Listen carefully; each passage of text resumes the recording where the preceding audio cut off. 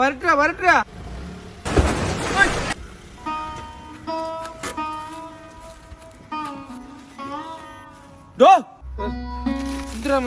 ഇയാള് സൈഡ് പറഞ്ഞത് വണ്ടി ഇടിച്ചത് കണ്ടാ? മോനെ നിന്റെ വണ്ടി നിനക്ക് സൂക്ഷിച്ചൂടെ? എനിക്ക് ഇയാള് വരാൻ പറഞ്ഞോണ്ടല്ലേ ഞാൻ ബേക്കിലോട്ട് വന്നത്. അങ്ങനെ വരാൻ പറഞ്ഞാ വരാൻ വേണ്ടി നിൽക്കുന്നവനാണോടാ മോനെ നീ? ഞാൻ വരൂടോ. എന്നാ കുറച്ചേരം വന്ന് മാമന്റെ തോളി വന്നിരുന്നാണ്. ബാ വന്നിരി. തോന്നിയ ദിവസം പറയരുത് മോനെ. മോനൊരു അണ്ടർസ്റ്റാൻഡിങ് വേണം. ഇത് പോലീസ് കേസാ, ഞാൻ കേസ് കൊടുക്കാൻ പോവാ. നിനക്ക് ചെവുത്തില്ലെന്ന് പറഞ്ഞ് നീ കേസ് കൊടുക്കോ?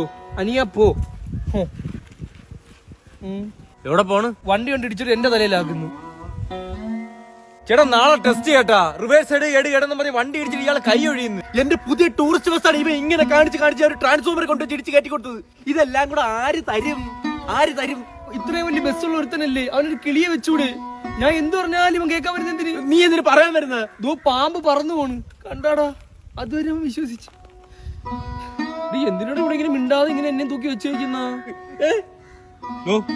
താനിത് പാർക്ക് കൈ കാണിക്കുന്ന ഒരു കാറിന് ഒരു സ്ഥലമില്ല. ഇയാളെ കൈ ഒന്ന് ഒതുക്കി വെച്ചിട്ടാ ഇങ്ങോട്ട്. ഇയാളെ മുഖം കൊണ്ട് എന്തിനാണോ കാണിക്കുന്നത്? അനിയ നമുക്ക് ഇവിടെ നിന്ന് പോയി, അല്ലെങ്കിൽ ശരിയാവൂല. ഇത് സംഭവം നമ്മളെ കൈ നിൽക്കൂല. എന്നാ ഉള്ളതും കിട്ടിക്കൊണ്ട് പോണ.